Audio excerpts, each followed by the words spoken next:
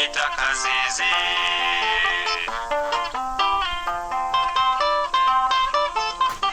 dore impamvu ituma nkwiyama ku Gisenyi urahasenyuye mu Ruhenge rurahemuza muri Byumba no kubyimba inda Ikigara uratugaritse Kitaramura abataranga ahibuta ruratarutsa ku Gikongo rurakobora aho Icyangugu uracyagati ku Kibuye urababuyeza Ikibungo urababungamo Manyinya we undekure nawe Manyinya we wingira umusinzi Manyinya we winyita kazizi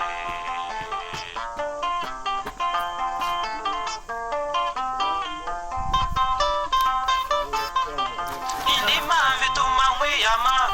myenda yanjye yataye ibara banki yanjye ni mu kabare niwe muhogo ubwo Gifa kagemurirwa kamanurira Akanyaru Manyinya we undekure nawe Hamagara Imana koze byaha byinshi ushobora kumpamagara iyo uhamagawe n'Imana ni ibibazo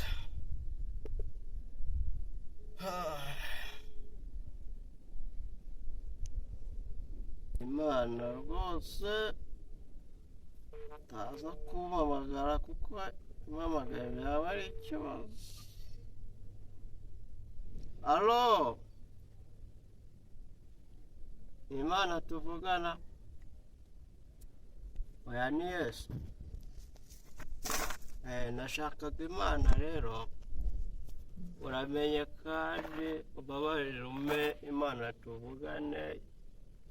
kuko ntegereje kuza kumpamagara byaba ari ibindi bibazo kandi njyewe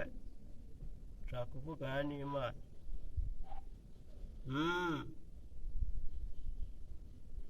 none se urimo urandeba ni agacuma karimo amazi buriya rero nta kibazo ureba mu mitima y'abantu ndabizi ariko nashakaga Imana kuyibaza ibibazo bose ihangane ngo nawe ujya ku Mana atanyuze kuri wowe ni wowe nzira y'ukuri n'ubugingo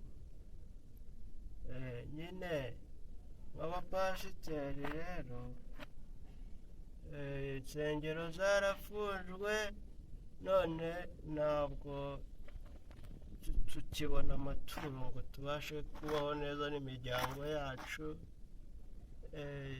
mwadushakira ikindi kintu twakora nk'abapasiteri abapasiteri twakoraga umurimo mwiza urabizi tubwiriza abantu bawe none urabona ntabwo tukibwiriza kubera abakristo ntabwo tukibabona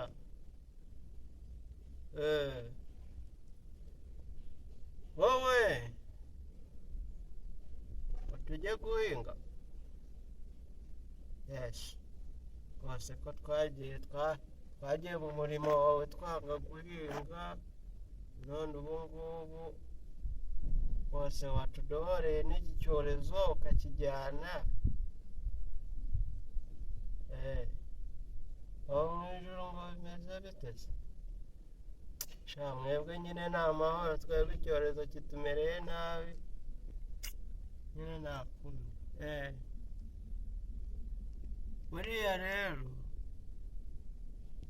ubwira Imana nyine igira icyo dukorera nk'abapasiteri tubashe kubona imirimo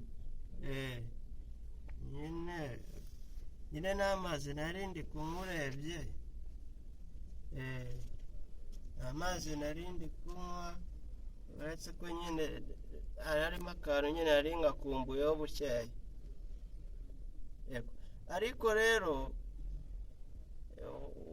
usibe nimero yanjye muri telefone yawe kugira Imana itaza gufata telefone yawe ikampamagara nanjye nimero yayo yanjye ngiye guhita ngikuraho ku buryo Imana nimpamagare usanga ari kompoze kuko rwose sinakwitaba imana, ndacyashaka kubaho kandi udusabire. Ngaho umunsi mwiza kankureho na telefone.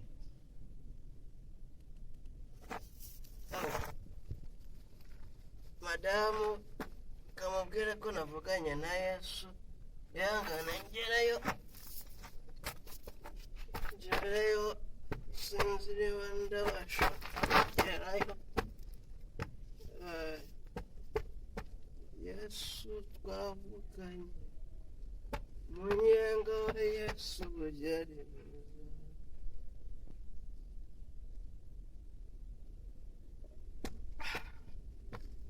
Kuba muri Yesu burya ni byiza cyane, utabanye na Yesu burya ni igihombo.